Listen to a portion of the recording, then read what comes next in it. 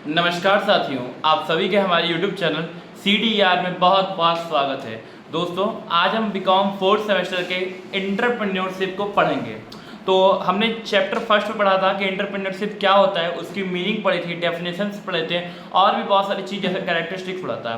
तो उसी के सीक्वेंस में आज हम फर्स्ट चैप्टर एंड कर चुके हैं। जिन्होंने अभी तक हमारा फर्स्ट चैप्टर का वीडियो नहीं देखा है वो हमारे प्लेलिस्ट में जाके अवेलेबल है, वीडियोस देख सकते हैं। अब हम पढ़ेंगे second chapter, theories of entrepreneurship, entrepreneurs की थ्योरीज। तो ये बहुत इंपॉर्टेंट चैप्टर है, यहाँ से हर साल एग्जाम का फेवरेट है। इस चैप्टर से आपके टोटल जो क्वेश्चन है वो 4 से 5 क्वेश्चन बनते हैं। तो चलिए आइए देखते हैं क्या है इसमें। थ्योरीज ऑफ एंटरप्रेन्योरशिप, हम बात करते हैं उद्यमिता के सिद्धांत की।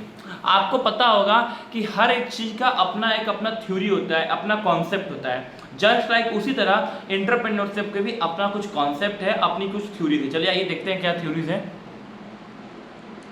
अब इसमें देखिए, जो सबसे पहला जो थ्योरीज में लगातार जब आप देखेंगे तो इसमें जो सबसे पहला आपका आएगा वो आएगा इनोवेशन थ्योरी ऑफ एंटरप्रेन्योरशिप। सबसे पहला इसका है उद्यमिता का नव सृजन सिद्धांत। अब भाई ये क्या है, जरा देख लेते हैं।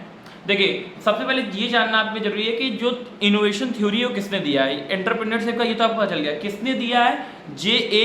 शुम्पेटर। क्या है? J.A. शुम्पेटर। अब पेपर में कैसे पूछेगा, अगर MCQ में आएगा तो ऐसे पूछेगा कि भाई इनोवेशन थ्योरी किसने दी, who is given innovation theory in entrepreneurship. तो आप बोलेंगे सर J.A. शुम्पेटर ने इनोवेशन थ्योरी दी थी। अब बात करते हैं इनोवेशन थ्योरी बोलता क्या है। तो इसमें सबसे पहले क्या है कि वो न्यू प्रोडक्ट जिसमें क्या हो, न्यू जो रेंज हो और जिसका मैन्युफैक्चरिंग पहले से किसी ने न किया हो। मतलब हम कह सकते हैं कि ऐसा कोई प्रोडक्ट जो मार्केट में नया हो, दिखने में नया हो, नई रेंज का हो और उसको कभी पहले किसी ने यूज न किया, ना कोई जानता हो। तो ये कौन बोलते थे? J.A. शुम्पेटर बोलते थे कि भाई आप ऐसा इनोवेशन कीजिए, ऐसे प्रोडक्ट को जो है प्रोडक्शन कीजिए जो नया हो। सेकंड क्या है? उत्पादन की एक नई विधि, a new method of production. आप ऐसा मेथड अप्लाई कीजिए जो न्यू हो प्रोडक्शन, जिससे आपका कॉस्ट लेवल बहुत कम हो, इफेक्टिवनेस हो, आपका टाइम सेव करे, ऐसा मेथड आप यूज कीजिए। थर्ड क्या आता है? एक नए बाजार की खोज। आप ऐसा प्रोडक्शन बनाइए, इनोवेशन एक ऐसा नया इनोवेशन कीजिए जो एक नए मार्केट का क्रिएशन करे। फोर्थ क्या बोलता है? रॉ मटेरियल, अर्धनिर्मित उत्पाद के कच्चे माल की प्रति। आप ऐसा जो है इनोवेशन कीजिए जो क्या है, रॉ मटेरियल से फिनिश गुड्स में कन्वर्ट हो सके। और लास्ट वाला क्या है? किसी उद्योग में नए गठन को चलाना, जैसे एकाधिकारी स्थिति का निर्माण अथवा एकाधिकारी स्थिति का विखंडन। मतलब ऐसा प्रोडक्ट बनाइए जो क्या हो, सब जगह अवेलेबल ना हो। तो ये कौन बोलते थे? J.A. शुम्पेटर का विचार था। ये विचार किसका था? J.A. शुम्पेटर था।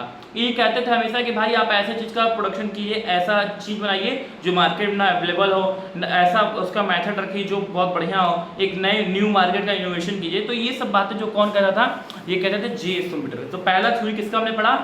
Innovation theory. किसका पढ़ा? इनोवेशन थ्योरी किसने दिया है? J.A. शुम्पेटर। रट लीजिए, याद कर लीजिएगा, मैं बार बार कह रहा हूँ। चलिए अब सेकेंड थ्योरी पढ़ते किसका है। सेकेंड थ्योरी है सिस्टमैटिक इनोवेशन थ्योरी। अब भाई सिस्टमैटिक बात करते हैं, सिस्टमैटिक क्या होता है। जैसे फॉर एग्जांपल, आपका कॉलेज कितने बजे का है? आपका कॉलेज कितने बजे का, जरा ध्यान कीजिए, आपको याद हो शायद। आपका कॉलेज है 8:15 पे। कितने पे? 8:15 पे। और हम लोग जाते कितने बजे हैं? कोई 8:15 पे ही जाता होगा, कोई 9 o'clock जाता होगा, कोई 10 o'clock जाता होगा, कोई 10:30 पे ही जाता होगा। तो सिस्टमैटिक मतलब होता है कि जो चीज़ का जो समय है उस समय से उसको काम करना। अब ये नहीं जब जागो तब से भेजा, मतलब कॉलेज अगर 8:15 का है तो आप गए 10 बजे, नहीं, ये नहीं है। सिस्टमैटिक इनोवेशन ये कहता है कि आप ऐसे प्रोडक्ट का इनोवेशन कीजिए, ऐसे किसी गुड्स का इनोवेशन कीजिए जो सिस्टमैटिक वे में काम करे।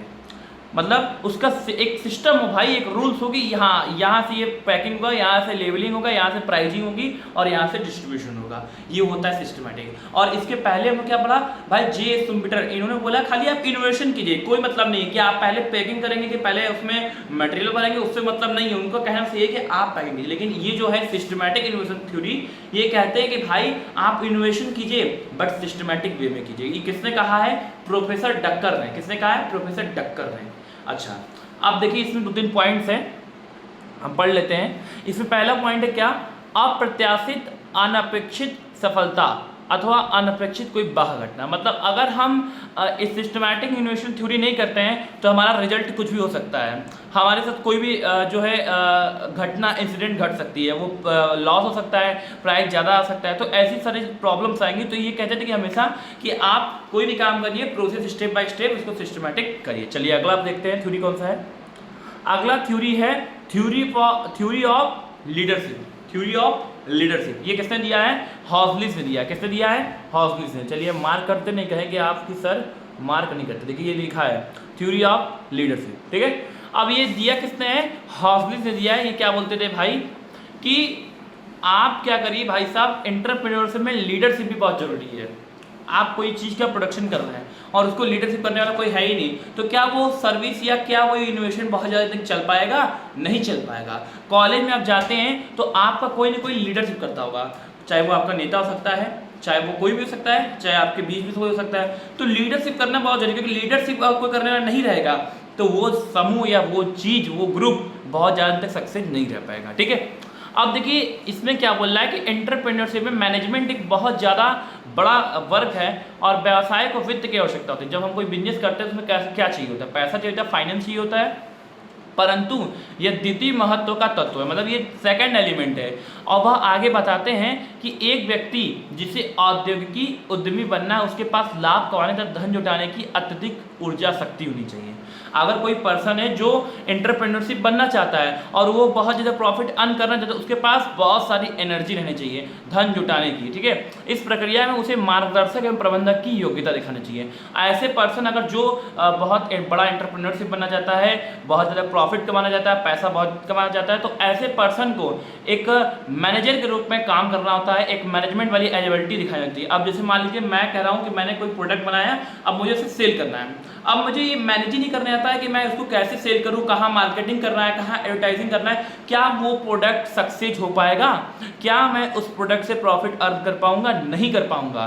तो ये बहुत बड़ी जो है पॉइंट है कि हम कोई चीज़ का इनोवेशन कर दें और उसको हम अगर उस पर लीडरशिप नहीं कर पाएँ तो ये हमारा एक बहुत बड़ा लॉस है। तो ये भी क्या थ्योरी है और ये किसने दिया है? हॉजलिस ने दिया है। चलिए अगला देखिए तो थ्योरी ऑफ मॉडल पर्सनालिटी। चलो भाई अभी हमने क्या क्या लाइन से बहुत सब लाइन से सीक्वेंस है और सब एक कनेक्टेड है। पहले हमने क्या पढ़ा? सिस्टमैटिक पढ़ा, फिर पहले हमने क्या पढ़ा? इनोवेशन पढ़ा, दूसरा सिस्टमैटिक इनोवेशन पढ़ा, तीसरा लीडरशिप पढ़ा और फोर्थ पढ़ने जा रहा है थ्योरी ऑफ मॉडल पर्सनालिटी। अब भाई मॉडल की बात करते थे, वो वाला मॉडल मतलब जो टीवी में कभी कभी आता है, लड़कियां चल के जाती है स्टेज पे, वो वाला मॉडल नहीं। मॉडल का मतलब कि आपके अंदर कैसा पर्सनालिटी है, आप कैसा बातचीत करते हैं, ठीक है। एक एंटरप्रेन्योर के अंदर ना सबसे बड़ा एक पॉइंट होता है, ये भी बहुत बड़ा पॉइंट है, मॉडल पर्सनालिटी। आप किस तरह का बात करते हैं, आपका पहनावा कैसा है, आपका रहन सहन कैसा है, आप जब मार्केट में जाते हैं अपने प्रोडक्ट को सेल करने के लिए या कहीं एडवर्टीजमेंट कर रहे हैं तो आपका वहाँ पे कैसे पब्लिक को आप इन्फ्लुएंस करें, ये बहुत बड़ा मुद्दा है और ये बहुत बड़ा पॉइंट भी है। अब थ्योरी ऑफ मॉडल पर्सनालिटी की बात करते हैं तो ये किसने दिया? ये दिया काचार्य ने। किसने दिया? काचार्य ने, ठीक है।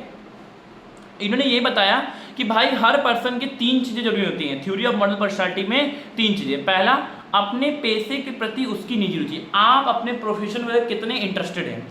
आप एंटरप्रेन्योर हैं तो आप उसके प्रति कितना एक हॉनेस्टी दिखाते हैं, कितना आप उसके अंदर इंटरेस्टेड दिखाते हैं। दूसरा, अनुदेशक समूह द्वारा पात्र से आशा है, मतलब आप उस रोल में कितना रोलिंग करके कितना उसमें अपने आप से रखते हैं कि हाँ हम कर सकते हैं। तो ये सब बहुत चीज़ जरूरी है कि आप अपने पर्सनालिटी को कैसे मेंटेन करके अपने प्रोडक्ट को सेल करते हैं। अगर मैंने सपोज दैट कि मैंने ये पेन बनाया तो अब मैं ये पेन को कैसे मार्केट के सामने अपनी पर्सनालिटी के साथ प्रेजेंट करूं कि मेरा पेन बिक जाए, ठीक है। अगला देखते हैं,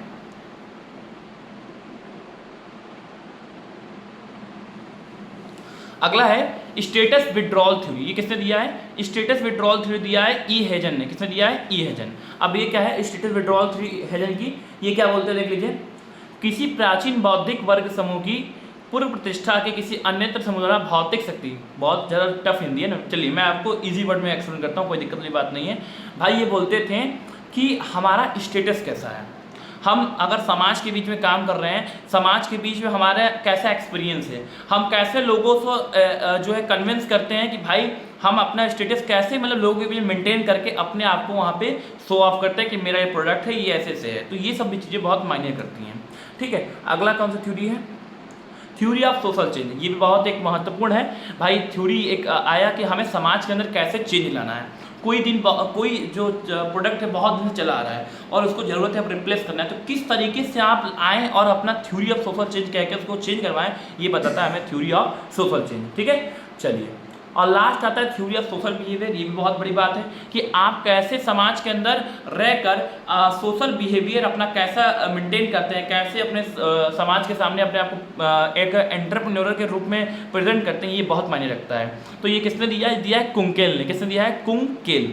और ऊपर हमने पढ़ा था, ये किसने दिया है, देख लीजिए आप जरा सा, थ्योरी ऑफ सोशल चेंज, ये मैक्स वेबर ने दिया है। किसने दिया? Max weber. ठीक है, हाँ, मेरे ख्याल से अब इतना ही था। ठीक है, तो ये हमारी कुछ थ्योरी थी। हमने कितने थ्योरी पढ़े हैं?